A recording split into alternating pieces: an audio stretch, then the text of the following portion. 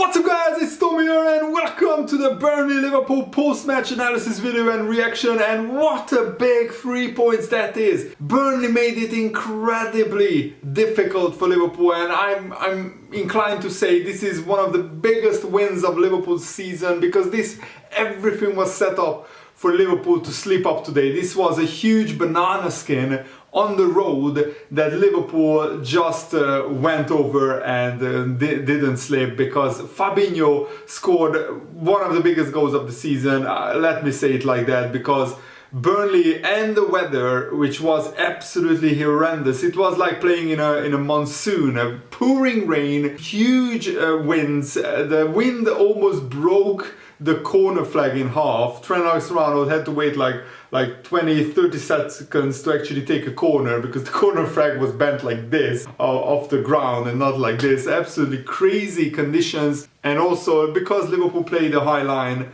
Burnley got in behind Liverpool many times, and they actually had quite a lot of times sitters, big one-on-one chances against Alisson, but thankfully Alisson saved everything and the defenders blocked everything. And also when Thiago came on, and I want this midfield to start the game, Thiago, Naby Keita and Fabinho. In the first 70 minutes, 75 minutes, Burnley had an expected goals of 1.15, and then Thiago came on with Keita and Fabinho still in midfield, and then in the last 20 minutes of the game, Burnley had expected goals of 0.01. That just shows that, and that was a 25-yard wet course shot before he got injured and had to be taken off.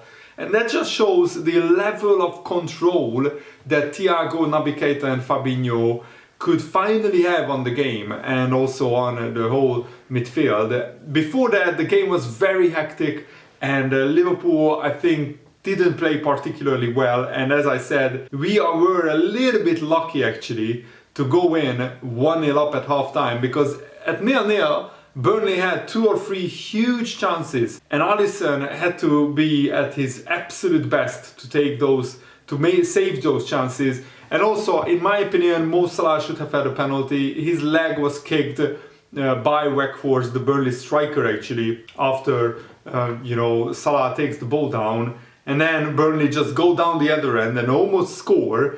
And you don't expect Martin Atkinson to give that penalty, because he is blind pretty much. He ignores a lot of big decisions, a lot of big calls throughout his career. He's not a particularly good referee. But what was astonishing to me, but not surprising, is that VAR didn't tell Atkinson to go to the monitor and take a look at it, because Salah's leg was clearly kicked. I hate going on about the referees, but they just are so poor compared to the standard of the Premier League, which is brilliant usually. Of course, Burnley don't make it easy to enjoy football, because they are the perfect shithousing team. So actually for Liverpool to win with a scrappy set-piece goal is so extra sweet, so satisfying, and I was so happy with it that Liverpool could grind out a 1-0 win.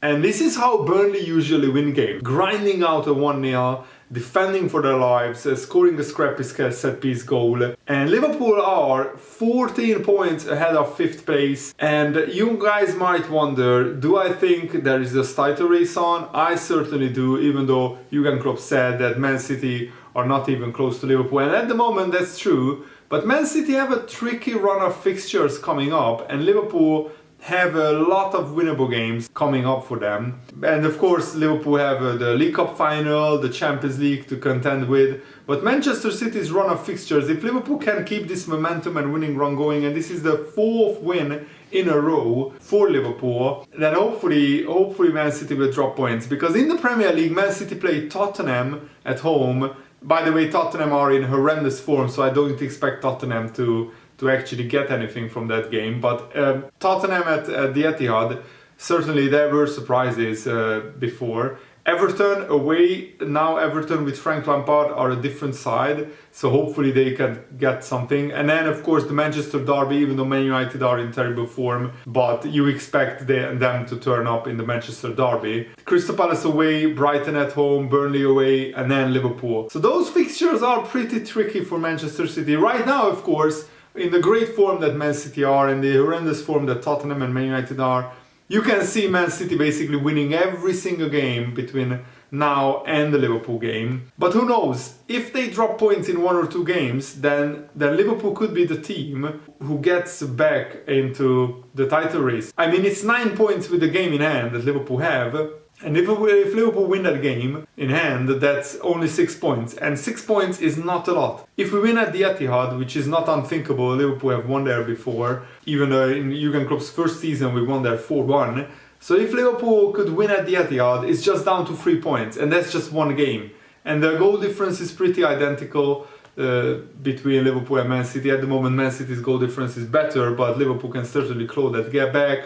And luckily for Liverpool, we have 2 home games in the Premier League coming up, Norwich and Leeds, and then we play West Ham. That's another home game, so 3 home games in a row in the Premier League.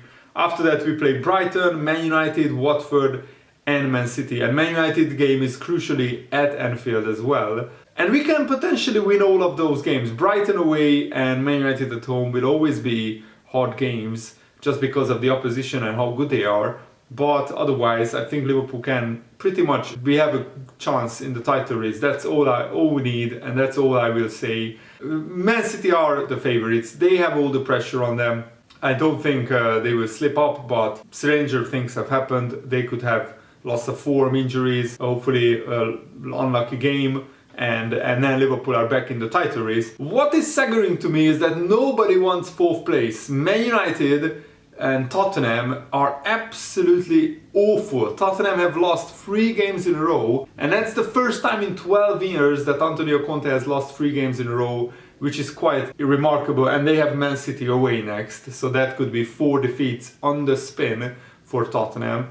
Arsenal have won at Wolves, but Arsenal also with a lot of young players, they are very inconsistent as well. I still think that Man United might get 4th place, but I would love it if West Ham got into the Champions League with David Moyes and 3 of the big teams, Tottenham, Arsenal and Man United, missed out on the top 4. I still think that Chelsea will get top 4. At the moment, Liverpool are 7 points ahead of Chelsea. Now we played the same amount of games as Chelsea, and that is really, really important and very significant. And also our goal difference is much better than Chelsea's, so effectively we are 8 points clear of Chelsea. So we only have to look up to Manchester City and try to catch them in the title race. And the Premier League season will be fascinating. Newcastle also, after getting huge investment in the January transfer window, they managed to win 3 games in a row. So at the moment they put a little bit of a gap between themselves and the relegation zone.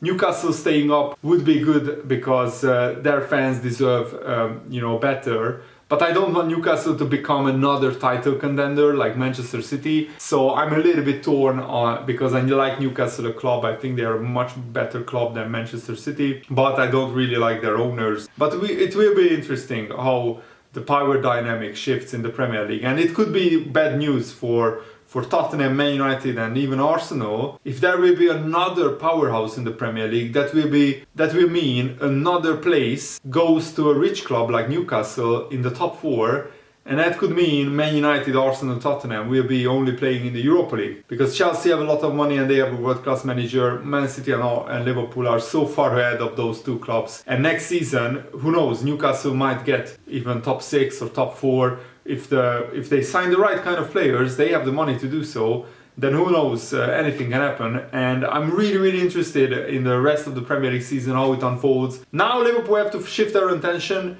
to Inter, because Inter away, one of the toughest games of the season. But Liverpool have a fully fit squad. Henderson got a knock today, but hopefully he will be fine to play against Inter. And Liverpool have such a strong squad that even Harvey Elliott, Luis Diaz didn't even come on. The original plan was for Diogo Jota to start this game, but he got a dead leg. He couldn't really train properly, so that's why Mane started, and then Jota came on as a substitute. But against Inter, it will be fascinating who Liverpool starts. The only player who I was a little bit disappointed with is Firmino. He lost the ball so many times in possession. But out of possession, Firmino is such a vital player. He always constantly high-pressed and harassed the Burnley defenders. So it will be very interesting who Liverpool starts in such a big game, Inter against Liverpool. I'm really looking forward to that game on Wednesday. The Champions League is back, and that's always a delight. Thanks for watching, guys. Hope you enjoyed this. Have a nice day. See you later.